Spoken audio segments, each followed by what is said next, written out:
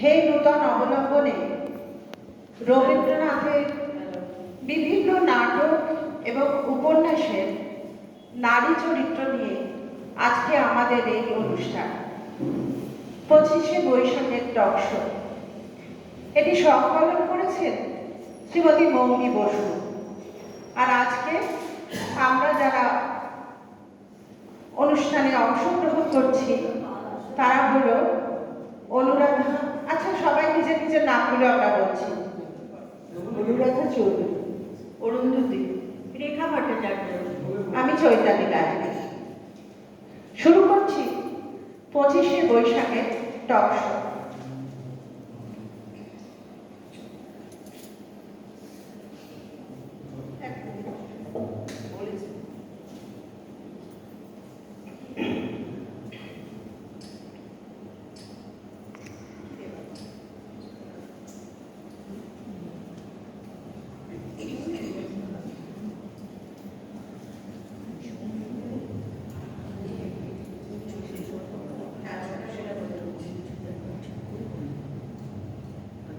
এখানে যারা অভিনয় করছেন তারা প্রত্যেকেই একাধিক চরিত্রে অভিনয় করছেন। শুরু করছি আমাদের শ্রুতি নাটক 25শে বৈশাখের টক শো।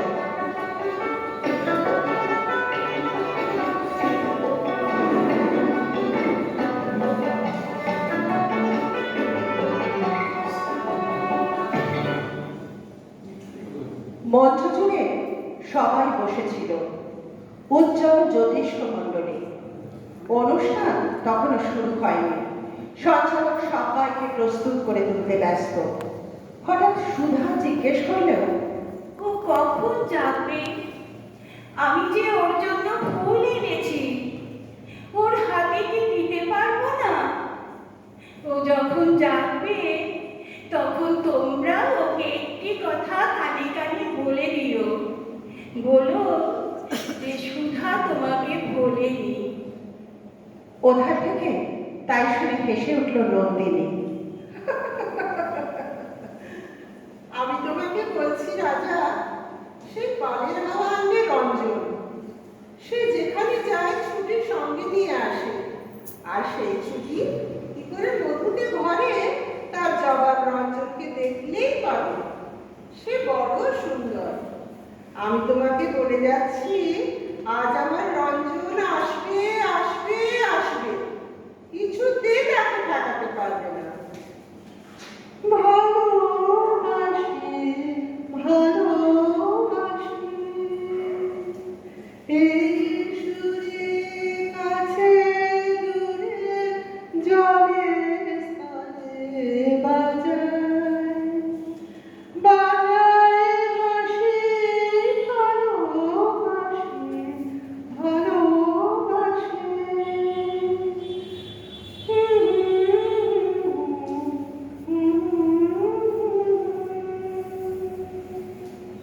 পাশ থেকে বিমলা কেমন আশ্চর্য হয়ে বলে উঠল, আমাকে কি বিধাতা যাকে বলে নতুন করে সৃষ্টি করলেন, তার একদিনকার অনাদরের শোধ দিয়ে দিলেন? যে সুন্দরী ছিল না সে সুন্দরী হয়ে উঠল, যে ছিল সামান্য সে নিজের মধ্যে সমস্ত বাংলাদেশের গৌরবকে প্রত্যক্ষ অনুভব করলেন। সন্দীপবাবু তো কেবল একটিমাত্র মানুষ না, তিনি যে একলাই দেশের লক্ষ লক্ষ চিত্তধারার মোহনার মতো। তাই তিনি যখন আমাকে বললেন মৌচাকের মক্ষী রানী, তখন সেদিনকার সমস্ত দেশ সেবকদের স্তবগুঞ্জন ধ্বনিতে আমার অভিষেক হয়ে উঠল। এরপরে আমাদের ঘরের কোণে আমার বড় জায়ের নিঃশব্দ অবজ্ঞা আর আমার মেজ জায়ের পরিহাস স্পর্শ করতেই পারলে না। মঞ্চের এদিকে তখন দুই সখীর গল্প শুরু হয়েছে। ইন্দুমতি ডাকছিল কমলমণিকে, কমল দিদি, ও কমল দিদি, কি ইন্দু? আর দেরি করো না। কেন? কি করতে হবে বল না। এবার কাব্যশাস্ত্র মতে কমলকে বিকশিত হয়ে উঠতে হবে। কেন বলতো? খড়খড়ের ভাগ দিয়ে যার অরুণ রেখার আভাস পাওয়া যাচ্ছিল,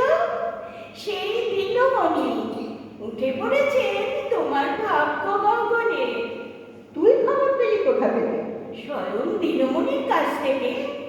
একটু একটু স্পষ্ট ভাষায় কথা কর। আমার যে ঢের বেশি অস্পষ্ট ভাষায় যিনি কাব্য রচনা করেন, সেই কবি স্বয়ং এ ঘরে পরিদৃশ্যমান হয়েছিলেন। কি কারণে? তোমার উপর করক্ষেপ করবার দাবি জানিয়ে দেবে। এতদিন যিনি ছিলেন তোমার কানে শোনা, এখন তিনি হবে তোমার নয়নের মণি। বাবার কাছে স্বয়ং দরবার জানিয়ে গেছে তোমার মনির মানুষ এখন থেকে তোমারই কোণের মানুষ হবার উমেদার। কথাবার্তা ঠিকঠাক হয়ে গেছে। সুখবর কিনা বলো দিদি? এখনো বলবার সময় হয়নি। বলিস কি ভাই, কাব্যের যে কবিতাও বেশি নয়। দামের তুলনা করবো কি করে? দুটো জিনিস তো এক জাতের নয়, যেমন বধূ আর মধুকর। সে কথা জানি, যেমন বাঁশ আর বাঁশি। বাঁশি যেরকম বাজে, বাঁশ ঠিক তার বিপরীত ভাবে বাজতে পারে।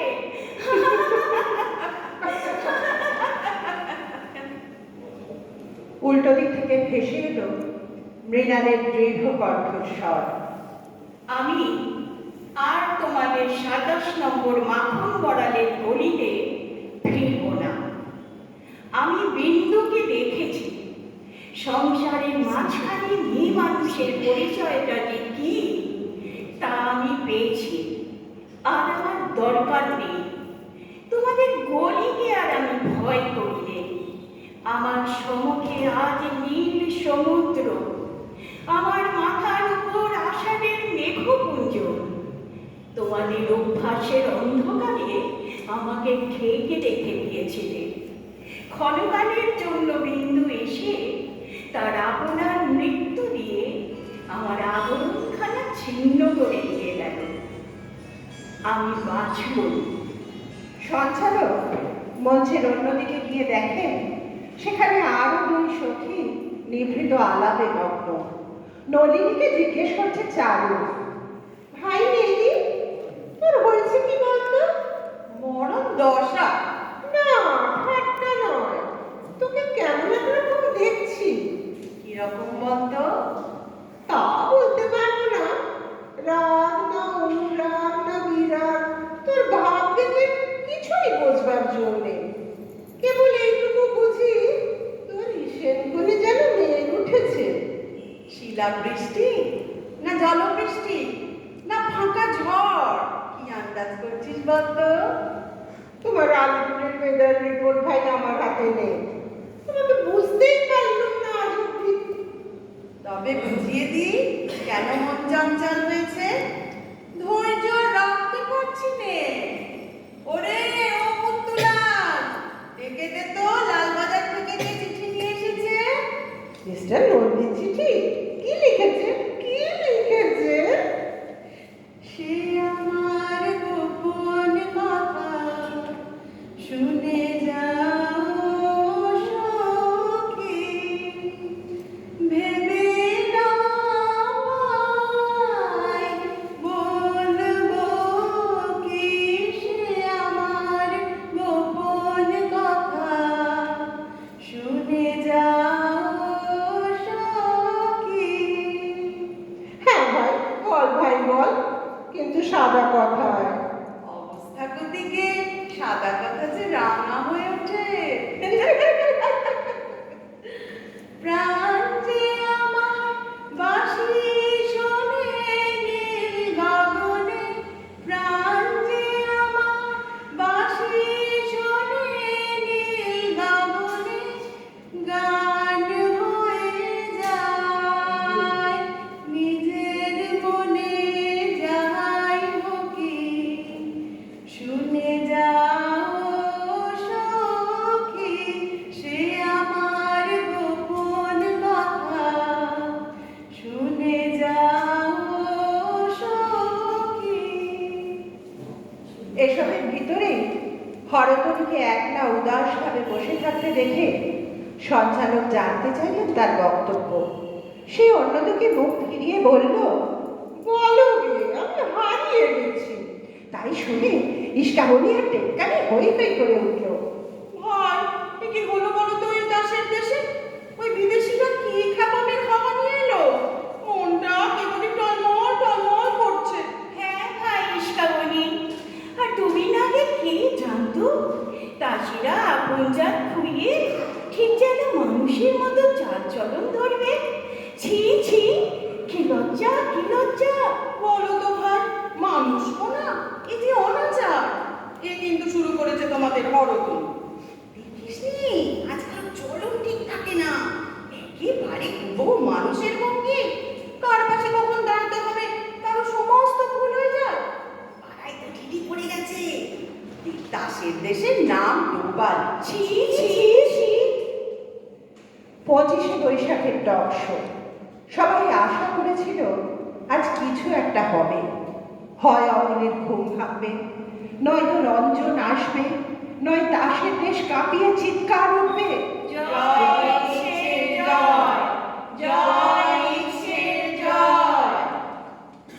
কিন্তু তেমন কিছুই হয়নি।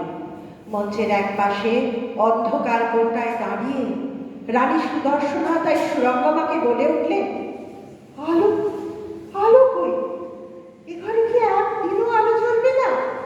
রানীমা, তোমার ঘরে ঘরে তো আলো জ্বলছে, তার থেকে সরে আসবার জন্য কি একটা ঘরেও অন্ধকার রাখবে না? কোথাও অন্ধকার কেন থাকবে? তাহলে যে আলো চিনবে না, অন্ধকারও চিনবে না।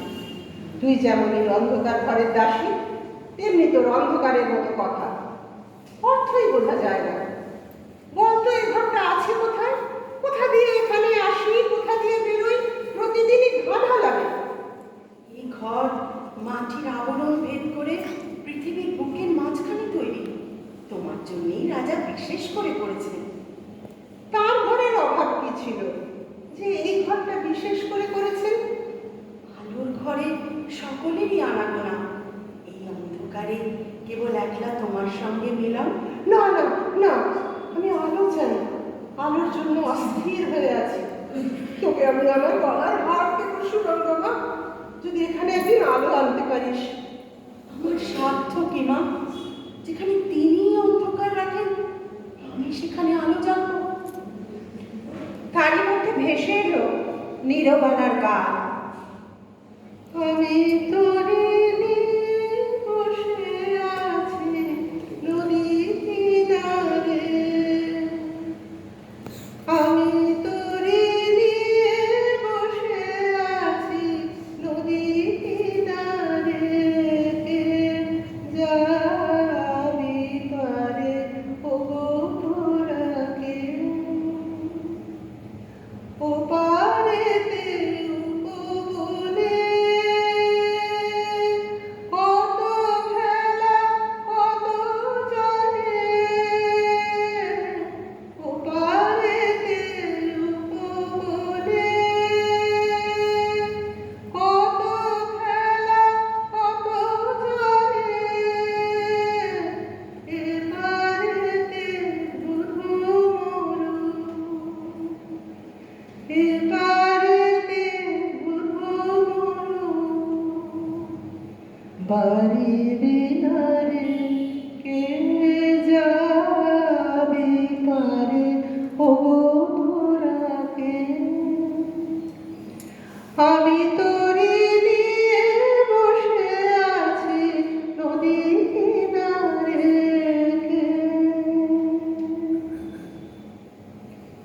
লাবণ্য একটু ভেবে আবৃত্তি করে উঠল।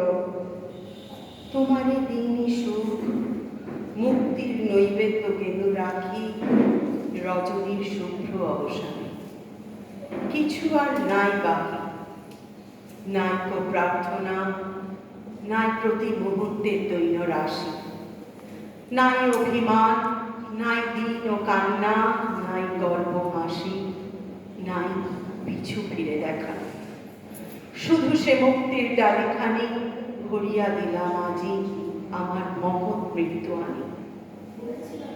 একটা কথা তোমাকে বলি মিতা, আর কোনো দিন বলবো না। তোমার সঙ্গে আমার যে অন্তরের সম্বন্ধ নিয়ে তোমার লেশ মাত্র দেয়নি। আমি রাগ করে বলছি না, আমার সমস্ত ভালোবাসা দিয়েই বলছি। আমাকে তুমি আংটি দিও না, কোনো চিহ্ন রাখবার কিচ্ছু দরকার নেই। আমার প্রেম থাক নিরঞ্জন, বাইরের রেখা বাইরের ছায়া তাতে পড়বে না। পাশ থেকে ভেসে এলো কোমল শান্ত নরম স্বর। দাদা, আমাকে ওরা ইচ্ছে করে দুঃখ দিয়েছে তা মনে করো না। আমাকে সুখ ওরা দিতে পারে না, আমি এমনি করেই তৈরি। আমিও তো ওদের পারবো না সুখী করতে। যারা সহজে ওদের সুখী করতে পারে তাদের জায়গা জুড়ে কেবল একটা না একটা মুশকিল বাঁধে। তাহলে কেন এই বিড়ম্বনা? সমাজের কাছ থেকে অপরাধের সমস্ত লাঞ্ছনা আমি আমরা কেন মেনে নেব? ওদের গায়ে কোনো কলঙ্ক লাগবে না, কিন্তু একদিন ওদেরকে মুক্তি দেব, আমিও মুক্তি নেব। চলে আসবোই, তুমি দেখে নিও। মিথ্যে হয়ে মিথ্যের মধ্যে থাকতে পারবো না দাদা। আমি ওদের বড় বউ, তার কি কোনো মানে আছে যদি আমি কুমু না হই? মালতী জিজ্ঞেস করলো শ্রীমতীকে। তুমি শ্রীমতী? হ্যাঁ গো, কেন বলো তো? প্রতিহারী পাঠিয়ে দিলে তোমার কাছে গান শিখতে। প্রাসাদে তোমাকে পূর্বে তো কখনো দেখিনি। নতুন এসেছি গ্রাম থেকে, আমার নাম মালতী। কেন এলে বাছা? সেখানে কি দিন কাটছিল না? ছিলে পূজার ফুল, দেবতা ছিলেন খুশি, হবে ভোগের মালা, উপদেবতা হাসবে। ব্যর্থ হবে তোমার বসন্ত। গান শিখতে এসেছ, এইটুকু তোমার আশা? সত্যি বলবো, তার যে অনেক বড় আশা। বলতে বলতে সংকোচ হয়। ও বুঝেছি, রাজরানী হবার দুরাশা।